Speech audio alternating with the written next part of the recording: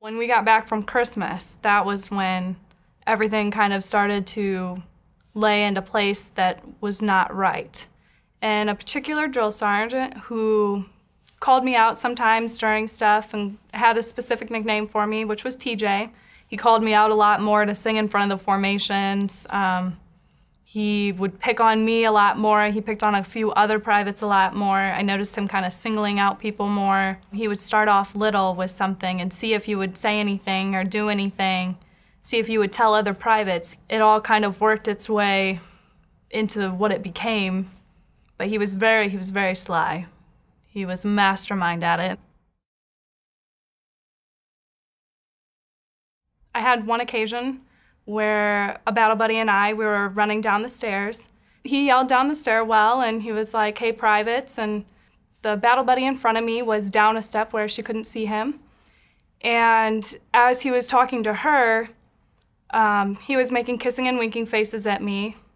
And so that would have been my first red flag. We ran back down to formation and I was like, "Battle buddy, this just happened." And she was like, "I didn't see it," so we really couldn't report it and we really couldn't say anything about it. It was just one thing that had happened.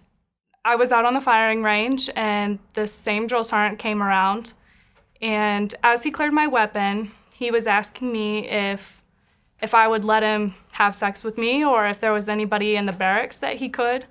And I was so shocked. I was like, "No, drill sergeant, I don't know if anybody in the bay would want to do that." I said, no. When I got back, I went to that same battle buddy. Her and I talked about it, and she was like, "Wow, I can't believe he said that." And there was nobody around, though, because the firing ranges are set up differently. And so there was no witnesses for anything, but that would have been my second red flag. The next day was then when the actual assault happened. We were pulling everything out and we were doing an inventory for everything for change of command.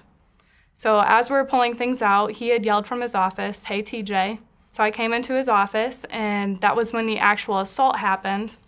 He had kind of cornered me and he knew what he could do where other privates wouldn't see from the bay. After the assault had happened, I had ran out and I was looking for a battle buddy to go over to the other bay because I knew I needed to tell somebody. And I was crying hysterically and everybody was so worried about what they were doing, they didn't really stop and pay attention to me, like what had just happened or ask me what was going on. I was absolutely just mortified. I was terrified. I had no idea what to do. And I went and I talked to this battle buddy and she was like, "You've got to tell somebody." But we didn't know who.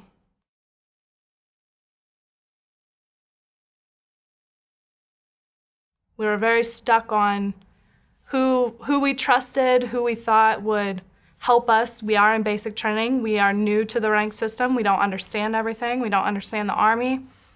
And so we took a little bit of an opportunity to kind of brainstorm and kind of think about what was going on, even though I was still absolutely hysterical and I was so lost.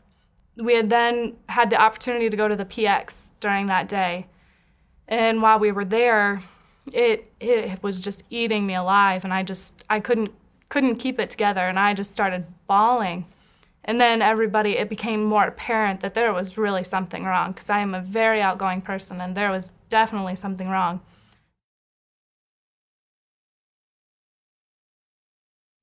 More privates kind of got involved. Particular one was a male private, and he heard my story, and he was very good friends with the drill sergeant who had done this. So as soon as we got back from the PX, he ran up there and told that drill sergeant that I was going to tell on him. And that was when stuff got kind of crazy. As soon as he found out, he started throwing stuff in his office. Oh, he was swearing up and down the wall. He said, "You bring her in here." I was like, "I am not going over there. That is not going to happen. He can come over here and yell at me with all these privates in this room. He can come over here. I'm not going over there where there's nobody over there." So those privates went over there and told him that, and he came back and said that he was going to come drag me by my hair if I didn't go over there. I said I would like to request to talk to a different drill sergeant. And that was when another drill sergeant came up, and he pulled me into that office, and I had told him everything that had happened. and he pretty much asked me if I wanted to open up that can of worms. He said, "That is my battle buddy's career that you're about to mess with." He asked me if I was dreaming. He asked me if I was lying. He brought in another drill sergeant who was one of my other ones, and that drill sergeant was like, "We should really report this." So they did. They called the first sergeant.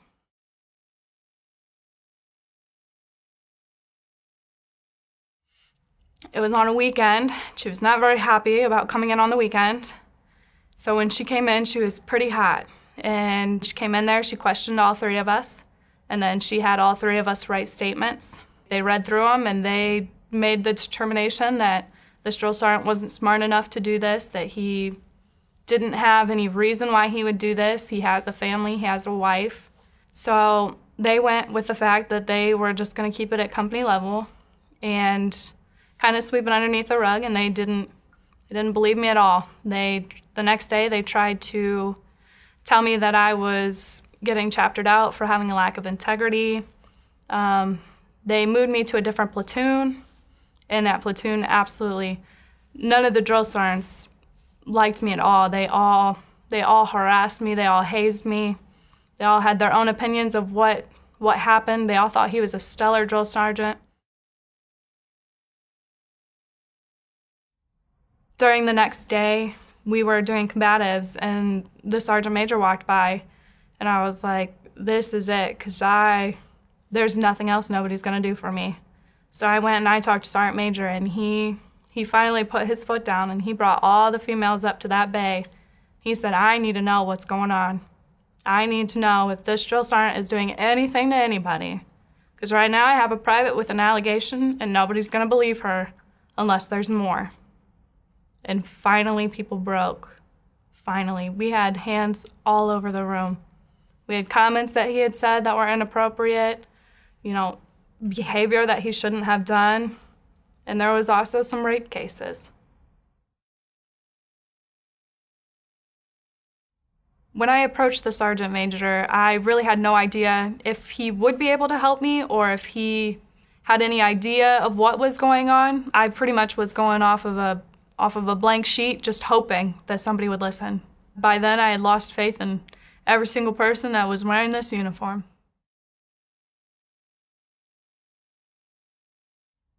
During the time where the investigation was going on, a lot of the males really stuck with this drill sergeant. They really thought he was great.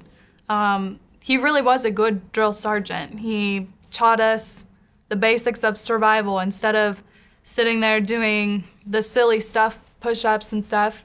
He was very good with tactical stuff, with life-saving things. So a lot of people, they did stick behind him during this, but honestly, by then I was, if you didn't like me, don't talk to me. Many times people look at just the outside, competence that somebody has and the outside character and the outside way that a person presents themselves. From the outside, this drill sergeant was stellar. He was fast-tracking on his way to first sergeant. He really was.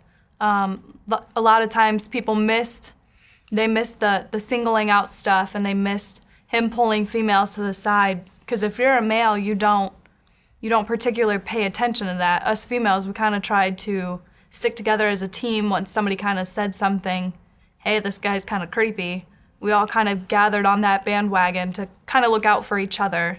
But if you're a male and you're not noticing it, you're kind of lost, and you really just think of him as a stellar soldier. There was many things I could have done.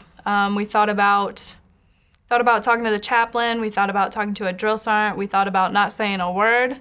I confided in more than one person, which definitely helped me get a little bit more of a view. A lot of the motivation to keep going would be from my battle buddies. They offered to move me to a different company to get me away from everybody in that unit, all the drill sergeants and everything, but I opted to stay there because really during those 3 and 4 days where I was just absolutely hounded on, those females we really got a tight connection, and that's what the Army's all about.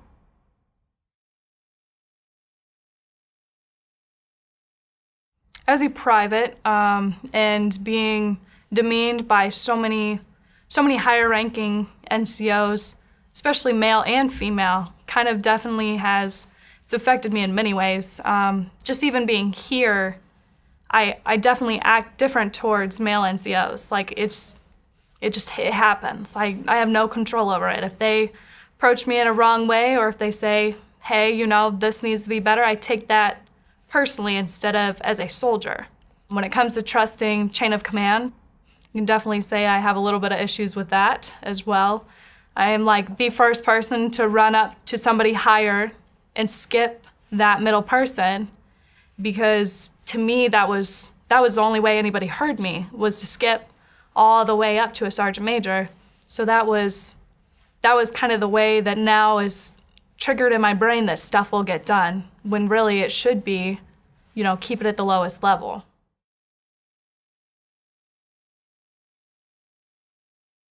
I was not the only person that this drill sergeant had victimized. There were many, and there was many in that same unit with me in that same bay.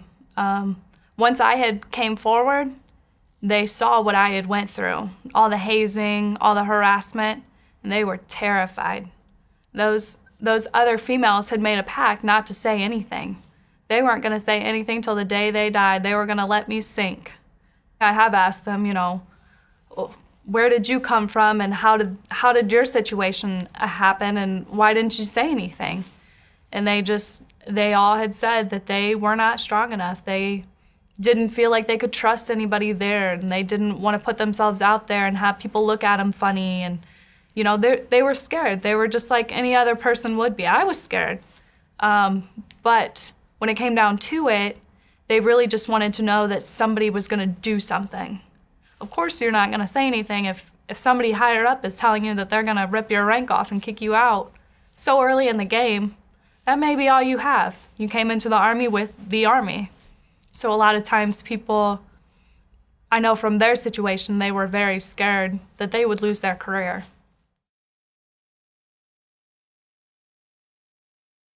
Well, I did have the option to get out of the Army. I chose not to. I decided that, you know, my father was prior military, my grandfather was prior military, my other grandfather was. It's not the Army. It is the person that did this and the people that followed him that had bad judgment. The military doesn't tell you to take away your morals and your standards. Sometimes people just forget when they put on that rank that maybe this isn't right, or maybe they're using their rank for their own advantages.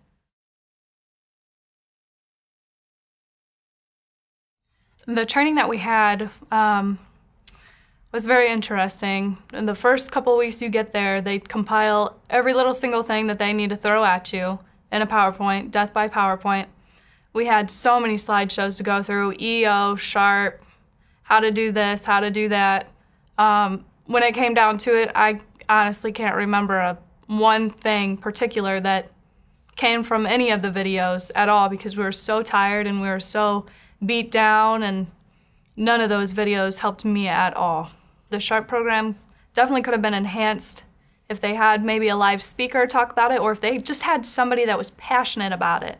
I think that's where a lot of times it gets kind of thrown under the rug. We just make people the Sharp, but they're not passionate about it. They have no desire to really get with victims and see how they operate, because you can't really fix something that's a problem if you don't understand where that person may be coming from. A lot of the times I've ran into a few that they're not approachable. As a victim, you need to be approachable. If I can't approach you with my deepest, darkest secret, you are nothing. You are of no help. All the training you have is nothing if I don't come forward. For other soldiers out there who this, you know, any sort of harassment or assault or rape, bring it to somebody's attention.